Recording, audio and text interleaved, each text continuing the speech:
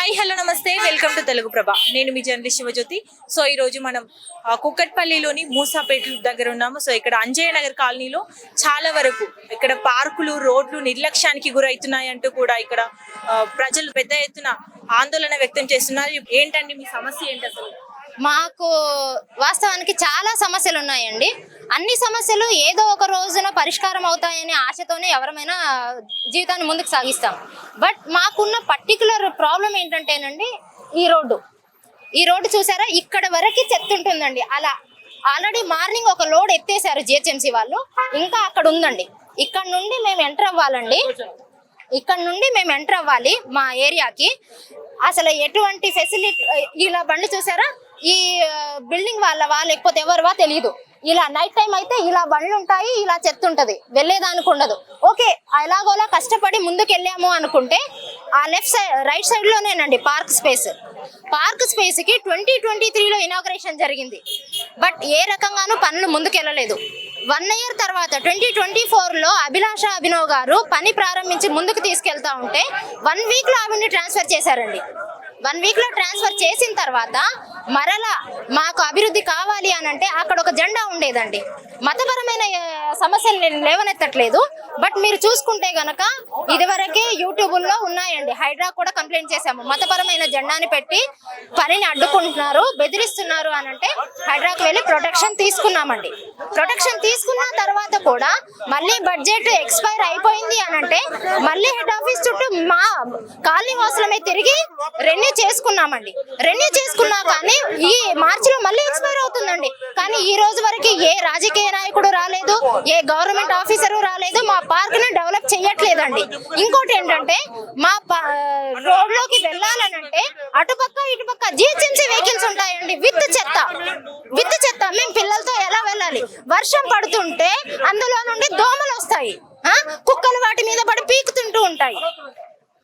ఎలా ఉంటుంది చెప్పండి? చిన్న పిల్లల్ని తీసుకొని మేము ఈ రోడ్డు వరకు వస్తే గానీ స్కూల్ బస్ ఎక్కించలేమండి. మా ఇల్లు చాలా ఉన్నాయండి, చాలా. ఎవరు రారండి.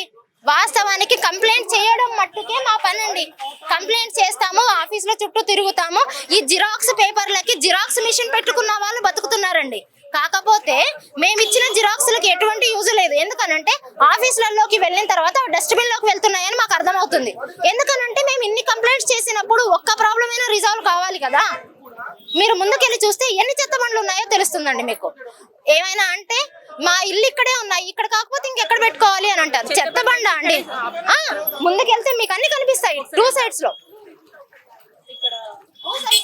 ఈ వెహికల్స్ ఇప్పుడు కాదండి, మీరు ఇన్ కేస్ 8 తర్వాత వస్తే గనక ఇలా అన్ని 2 wheelers ఉంటాయండి. ఇలా ఇది మీరు తీసుకోండి, ఇదంతా చెత్త క్లీన్ చేసిందండి. చెత్త క్లీన్ చేయకపోతే అలా ఉంటదండి. అసలు ఎక్కడ ఏ ఒక్క రోజు ఫ్రీగా ఉండదండి. మాకు అలవాటు అయిపోయిందండి, రోజు ఇందులోనే నడుస్తాము. పిల్లల్ని స్కూల్ కి బస్ ఎక్కించాలంటే లోపల నుండి ఇక్కడ వరకు రావాలండి. ఏ స్కూల్ బస్ రాదు. ఇక్కడ మీకు రాయి చూపిస్తానండి నేను, మీరు చూడండి.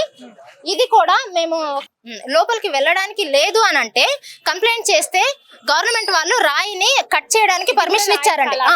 చాలా ఉండేది, పర్మిషన్ ఇచ్చారండి. అయితే మీరు చూడొచ్చు మార్క్స్ ఎక్కడి వరకు ఉన్నాయో, ఎక్కడి వరకు కట్ చేశారు అనేది. అంటే ఇది మరి కాంట్రాక్టర్ల నిర్లక్ష్యమా, లేకపోతే అధికారుల నిర్లక్ష్యమా, లేకపోతే రాజకీయ నాయకులు, అన్ని విషయాలపైన ప్రతిదీ కంప్లైంట్ చేశామండి. మా దగ్గర అక్నాలెడ్జ్మెంట్లు నిండుతున్నాయే తప్ప దాని వల్ల ఉపయోగం ఏమీ కనిపించట్లేదండి. పార్క్ ఇది అండి, ఈ వెరీ రైట్ లో అండి. ఇది పార్క్ ఏరియా అండి. ఇది పార్క్ ఏరియా, ఇక్కడ వరకు కూడా పార్క్ ఏరియా. కాకపోతే ఫెన్సింగ్ వేయడానికి అవ్వదని చెప్పేసి అక్కడ నుండి వేశారండి. మీరు చూసినట్టయితే కనుక ఈ లైన్ ఉంది కదండి, ఈ లైన్ మొత్తం చెత్త బండ్లు ఉంటాయండి. ఇప్పుడు ఈ పార్క్ యూసేజ్ లో లేదండి. ఎందుకనంటే ఫెన్సింగ్ వేసేసారు, ఎవరికి లోపలికి వెళ్ళడం లేదు. హైడ్రో ఒకసారి బోర్డు పెట్టిందంటే ఏముంటదండి, ఫోర్స్ ఎంట్రీ ఏదైనా సరే అది ప్రొహిబిటెడ్, దాంట్లోకి వెళ్ళకూడదు.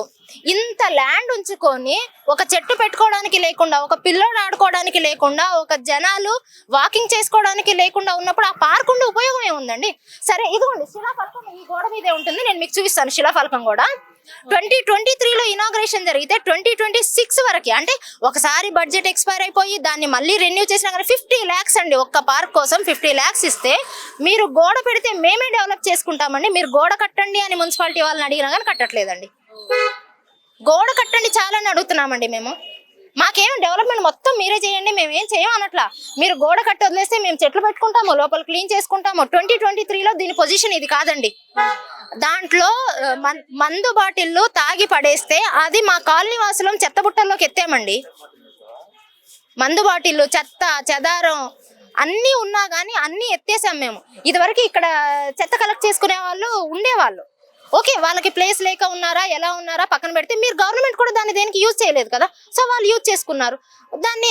మేము కష్టపడి బాగా చేసుకున్నా కానీ ఈ రోజున మాకు కావాల్సింది ఒకటేనండి, మా పార్క్ డెవలప్మెంట్ అనేది వర్క్ ఈ రోజున స్టార్ట్ అవ్వాలి. ఈ ఫెన్సింగ్ మాకు రిజల్ట్ కాదండి, ఈ ఫెన్సింగ్ లాస్ట్ కాదు. మాకు గోడ కట్టాలి, గేట్ పెట్టాలి, మాకు లోపలికి ఎంట్రీ ఇవ్వాలి. ఎంట్రీ లేదండి. మీరు బోర్డు మీద క్లియర్ గా చదవచ్చు, ట్రెస్పాస్ విల్ బి ప్రాసిక్యూటెడ్ అని. అంటే ఇప్పుడు పొరపాటున నేను వెళ్ళా కానీ నేను ప్రాసిక్యూట్ అవ్వాల్సి వస్తుంది.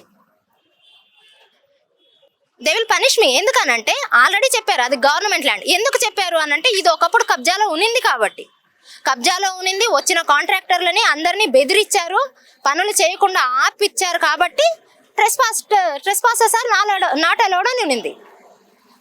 థ్యాంక్ యూ అండి. మాకు పార్క్ వస్తే కానీ మేము వెళ్ళమండి. ఈ రోజు అయితే జెడ్సీ కార్యాలయం ముందు ఈ రోజే కాదు ఎన్ని రోజులైనా పర్వాలేదు కూర్చోడానికి కాలనీవాసులు రెడీగా ఉన్నామండి. ఈ విషయంపై పోరాడుతున్నారండి. ఈ విషయంపై అనంటే మేము ఈ కాలనీకి వచ్చి కొన్ని రోజులే అయినా, మేము ఈ కాలనీకి వచ్చి 4 years అవుతుందండి. బట్ మాకంటే ముందుగా గత 15-20 సంవత్సరాలుగా ఈ కాలనీలో ఉంటున్న వాళ్ళు కూడా ఉన్నారు మాతో పెద్దవాళ్ళు. వాళ్ళని అడిగితే మీకు తెలుస్తుంది.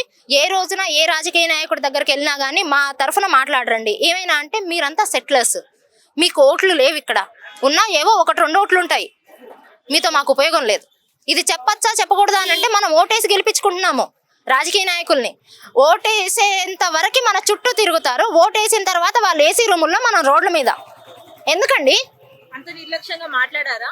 మాట్లాడిన సంఘటనలు కూడా ఉన్నాయండి. ఈ రోజున కొందరు ఏంటంటే అయ్యో ఆయన పెద్ద పొజిషన్ లో ఉన్నాడు, ఆయన గురించి నేను నెగిటివ్ గా మాట్లాడితే మళ్ళీ నాకు ఏమన్నా చెడు చేస్తారేమో అని ఆలోచిస్తారు కావచ్చు. నాకు అటువంటి భయాలేమీ లేవండి.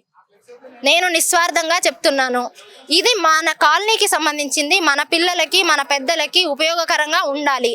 ఎవరిది మేము దానంగా ఇవ్వమని అడగట్లేదు, ఎవరి ప్రాపర్టీని మాకు రాసి ఇవ్వమని అడగట్లేదు. మాకు ఏదైతే గవర్నమెంట్ పార్క్ ల్యాండ్గా ఇరిగేషన్ డిపార్ట్మెంట్లో ఉన్నటువంటి స్థలాన్ని పార్క్ ల్యాండ్గా డిక్లేర్ చేసి ఇనాగరేషన్ చేసిన తర్వాత బడ్జెట్ వచ్చిన తర్వాత కూడా పని చేయకుండా ఆపేశారో దాన్ని ముందుకు తీసుకెళ్ళమని అడుగుతున్నాం. ఇన్ని సంవత్సరాల తర్వాత ఇప్పుడు బయటకు రావడానికి కారణం ఏంటి? అంటే ఇన్ని రోజులు మేము అంటే అంటారు కదండి, ఎవరైనా సరే పిచ్చోళ్ళని చూసి నమ్మబలుకుతారు కదా, అలా మమ్మల్ని కూడా నమ్మబలికారు. చేసేస్తాం అని అంటే చేస్తారు కదా, మన అధికారులే కదా, మన రాజకీయ నాయకులే కదా అని చెప్పేసి వాళ్ళ చుట్టూ పేపర్లు పట్టుకొని తిరిగామండి. ఈ రోజున మాకు అర్థమైంది ఇంకా జరగదని, అందుకనే రోడ్డు ఎక్కామండి.